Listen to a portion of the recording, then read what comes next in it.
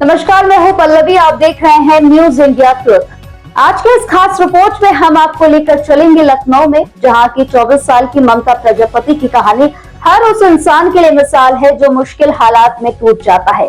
गरीबी, अकेलापन और संघर्ष सब कुछ झेलने के बावजूद ममता ने हार नहीं मानी और आज वो अपने दम पर डिस्पोजल ग्लास और प्लेट सप्लाई का काम कर रही हैं और बड़े सपनों को साकार करने की दिशा में आगे बढ़ रही हैं।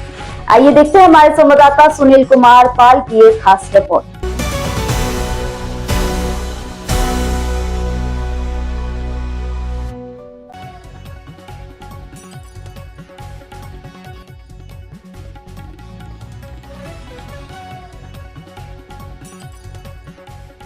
ये कहानी है हिम्मत, संघर्ष और आत्मनिर्भरता की। ये कहानी है ममता प्रजापति की, जिसने हालातों के आगे झुकने के बजाय उनसे लड़ना चुना।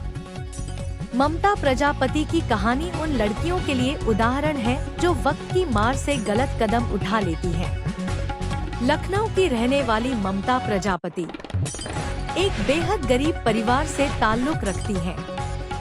पिता राम स्वरूप प्रजापति रिक्शा चलाकर घर चलाते थे, लेकिन साल 2015 में बीमारी के चलते उनका निधन हो गया। घर की जिम्मेदारी मां राम प्यारी के कंधों पर आ गई, जो लोगों के घरों में चौका बर्तन कर अपनी बेटी की पढ़ाई पूरी करवा रही थी। 5 भाई बहनों में सबसे छोटी ममता। जहां शादी करके सभी भाई बहन अपने अपने परिवार में व्यस्त हो गए, वहीं ममता मां के साथ रहकर पढ़ाई करती रही। लेकिन साल 2022 में मां का भी साया सिर से उठ गया और ममता बिल्कुल अकेली पड़ गई। रिश्तेदार, अपने सब धीरे धीरे दूर हो गए तो बिल्कुल अकेली पड़ गई। भाई बहन से मदद मांगने के लिए उनके पास गई, पर किसी ने ममता का साथ नहीं दिया। अकेली बेबस मजबूर एक कमरा किराए पर लेकर अकेले रहने लगी। लेकिन मां के सपनों ने ममता को टूटने नहीं दिया। ममता ने बीकॉम की पढ़ाई पूरी की और फिर अपने पैरों पर खड़े होने की ठान ली। जीविका चलाने के लिए उसने चारबाग, नाका हिंडोला इलाके में एक मोबाइल दुकान पर काम किया। साथ ही कागज के लिफाफे बनाए, लॉन्ड्री में भी काम किया। कई छोटे बड़े काम करने के बाद ममता ने अपना सपना पूरा करने की ठानी। छोटे मोटे कामों से जो पैसे कमाए, उसको एकत्र कर साल 2024 में ममता ने डिस्पोजल ग्लास और प्लेट सप्लाई का अपना छोटा सा कारोबार शुरू किया। शुरुआत आसान नहीं थी। ममता ने एक पुरानी साइकिल खरीदी और वो साइकिल से दुकानों तक सामान पहुंचाती थी। लेकिन मेहनत रंग लाई। धीरे धीरे आमदनी बढ़ी और ममता ने एक इलेक्ट्रिक स्कूटी खरीद ली। अब वही उसका सहारा है और उसका कारोबार भी। ममता का मानना है इस व्यवसाय को एक न एक दिन वह बड़े स्तर पर कर दिखाएंगी। आज ममता अपने अतीत को याद करती हैं तो आंखें नम हो जाती हैं, लेकिन उनके हौसले पहले से कहीं ज्यादा मजबूत हैं।